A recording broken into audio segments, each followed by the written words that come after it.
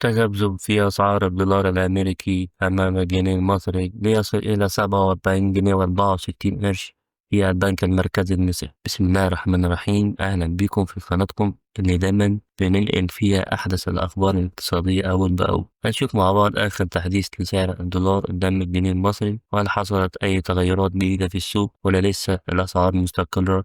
خلينا ندخل على التفاصيل. سجل سعر الدولار قدام الجنيه المصري في البنك المركزي المصري حوالي 47 جنيه 64 قرش للشراء، 47 جنيه 78 قرش للبيع. أما في البنك الأهلي المصري فالدولار سجل 47 جنيه و66 قرش للشراء، 47 جنيه و76 قرش للبيع. في بنك CIB الاتجاه الدولي سجل الدولار 47 جنيه و66 قرش للشراء، 47 جنيه و76 قرش للبيع. يعني نقدر نقول إن الأسعار النهاردة شبه مستقرة، بس لسه السوق مترقب أي تحركات جديدة ممكن تحصل في الأيام اللي جاية، خصوصا مع التغيرات في السياسة النقدية وأسعار الفايدة أو أسعار الفايدة العالمية. وبكده نكون وصلنا لنهاية الفيديو. متنسوش تدعمونا بلايك وتشتركوا في القناة عشان يوصل لكم كل جديد من فيديوهاتنا. سلام.